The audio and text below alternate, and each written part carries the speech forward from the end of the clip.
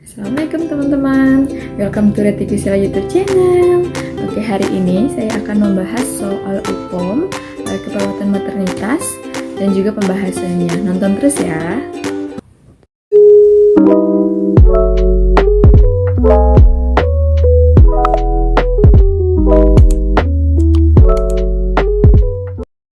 Soal nomor 1. Seorang perempuan berusia 28 tahun, hamil 20 minggu, datang ke Poliklinik KIA untuk memeriksa kehamilan. Hasil pengkajian, riwayat persalinan tahun 2000, melahirkan bayi laki-laki dengan usia kehamilan 38 minggu. Pasien melahirkan bayi perempuan usia kehamilan 37 minggu pada tahun 2005. Pasien mengalami keguguran saat usia kehamilan 12 minggu tahun 2010. Pertanyaannya, bagaimana penulisan status obstetrik pada kasus tersebut? A. G3P1A2, B. G3P2A1, C. G4P2A1, D. G4P3A0, E. G4P1A2. Oke, sebelum ke pembahasan, jadi G itu adalah grapida yang artinya kehamilan, P itu adalah partus atau kelahiran, A itu adalah abortus atau keguguran. Nah, kita langsung lihat ke soal untuk menghitung kehamilan pada pasien. Jadi, seorang perempuan berusia 28 tahun, hamil 20 minggu, datang ke poliklinik untuk memeriksa kehamilannya. Berarti sudah kehamilan ke-1. Hasil pengkajian riwayat persalinan tahun 2000 melahirkan bayi laki-laki, berarti sudah kehamilan kedua. Pasien melahirkan bayi perempuan pada tahun 2005, di sudah kehamilan ketiga. Kemudian pasien mengalami keguguran pada tahun 2010, berarti ibu ini sudah kehamilan ke-4. Nah, G-nya berarti 4, kemudian partusnya di soal terdapat pada tahun 2000 dan tahun 2005, berarti partus 2 kali dan A-nya itu pada tahun 2010. Jadi penulisan status obstetriknya itu adalah G4P2A1. Oke, lanjut ke soal nomor 2. Seorang perempuan berusia 23 tahun, G1P0A0, datang ke Poliklinik KIA untuk memeriksa kehamilannya. Hasil pengkajian HPHT 20 April 2017, siklus 28 hari, tekanan darah 120 per 70 mm Hg, frekuensi nadi 80 kali per menit, TFU 3 jari di atas pusat. Pertanyaannya, kapan taksiran persalinan pada kasus tersebut? A. 20 Januari 2018, B. 27 Januari 2018, C. 30 Januari 2018, D. 20 Februari 2018, E. 27 Februari 2018. Oke, kita langsung aja menjawabnya. Di pertanyaan kapan taksiran persalinan pada kasus tersebut? Oke, langsung kita hitung. Di sini kita pakai rumus. Rumusnya itu ada 2. Rumus yang pertama, jika HPHT atau hari pertama hari terakhir pasien itu dari Januari sampai Maret, itu pakai rumus yang pertama, plus 7 plus 9. Untuk rumus yang kedua, jika HPHT pasien dari bulan April sampai bulan Desember, maka rumusnya itu plus 7 min 3 plus 1. Oke, karena di soal ini HPHT pasien pada bulan April, maka kita pakai rumus yang kedua, plus 7 min 3 plus 1. Kita langsung hitungkan aja ke dalam rumus. Kita masukkan dulu HPHT pasiennya 20/04/2017. Langsung masukin rumus plus 7 min 3 plus 1. Kita tinggal hitungkan aja. 20 plus 7, 27. 04 dikurangin 3, 1. 2017 plus 1, berarti 2018. Berarti hasilnya ini 27/01/2018. Berarti jawaban yang benar adalah 27 Januari 2018. Soal nomor 3. Seorang perempuan usia 35 tahun, G1P0A0, hamil 28 minggu, datang ke UGD dengan keluhan keluar darah flek dari kemaluan. Hasil pengkajian, tidak ada keluhan nyeri, flek darah berwarna merah segar. Hasil USG plasenta previa lateralis.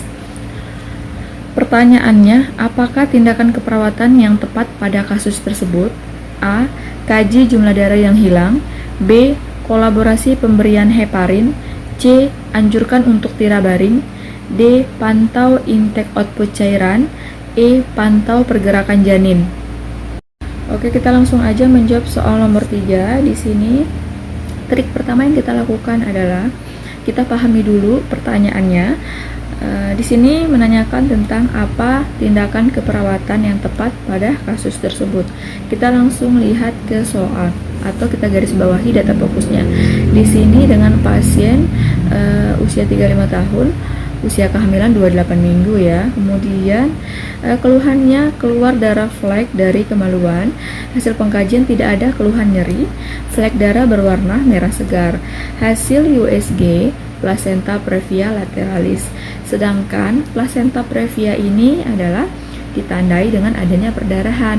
Nah, jadi tindakan yang harus segera kita lakukan adalah untuk menghentikan perdarahan itu adalah kita menganjurkan pasien untuk tirah baring. Kenapa dengan cara tirah baring? Karena dengan pasien berbaring atau tirah baring akan mengurangi tekanan pada plasenta sehingga mengurangi terjadinya perdarahan. Soal nomor 5. Seorang perempuan berusia 35 tahun datang ke Poli KIA untuk konsultasi tentang pencegahan kanker payudara. Hasil pengkajian diperoleh data pasien belum pernah mendapatkan informasi tentang cara, tujuan, dan manfaat deteksi dini pada payudara. Observasi tanda-tanda vital, tekanan darah 120/80, frekuensi nadi 88 kali per menit, frekuensi napas 20 kali per menit. Apakah pemeriksaan penunjang yang dapat dilakukan secara mandiri pada kasus tersebut? A. Sapari, B. Sadanis, C. Sadari, D. Biopsi, E. Pap smear. Oke, kita langsung aja menjawab soal nomor 4. Di sini pertanyaannya, apa pemeriksaan penunjang yang dapat dilakukan secara mandiri? Nah, kita langsung lihat ke soalnya dulu. Seorang perempuan berusia 35 tahun datang ke Poli KIA untuk konsultasi tentang pencegahan kanker payudara. Kemudian hasil pengkajian, pasien belum pernah mendapatkan informasi tentang cara, tujuan, dan manfaat dari deteksi dini pada payudara. Nah, kita langsung aja lihat pemeriksaan penunjang tentang payudara. Kita cek aja option jawabannya. Dari A, yaitu ada Sapari. Sapari ini pemeriksaan pada daerah vagina sendiri, berarti tidak termasuk ya. Untuk option yang B, ada pemeriksaan Sadanis. Sadanis ini pemeriksaan pada payudara secara klinis, sedangkan yang ditanyakan adalah pemeriksaan penunjang yang dapat dilakukan secara mandiri oleh pasien, berarti belum benar. Kemudian untuk option yang C, Sadari, pemeriksaan pada payudara sendiri yang dapat dilakukan sendiri oleh pasien. Oke, kita simpan dulu jawabannya ini. Kemudian option yang D, biopsi, pengambilan jaringan tubuh untuk pemeriksaan laboratorium, tidak termasuk juga. Kemudian untuk yang E, ada pap smear, pemeriksaan untuk mengetahui adanya sel abnormal pada serviks, tidak termasuk juga ya. Berarti yang benar itu pemeriksaan penunjang yang dapat dilakukan secara mandiri pada soal ini yaitu adalah C, Sadari, pemeriksaan pada payudara sendiri yang dapat dilakukan secara mandiri oleh pasien. Kita ke soal nomor 5. Seorang perempuan berusia 45 tahun datang ke Poli KIA dengan keluhan perdarahan setelah melakukan hubungan seksual dengan pasangannya. Hasil pengkajian diperoleh data pasien sering mengalami keputihan, gatal, warna kehijauan, konsistensi kental, dan berbau. Observasi tanda-tanda vital, tekanan darah 110/80 mmHg, frekuensi nadi 88 kali per menit, dan frekuensi napas 20 kali per menit.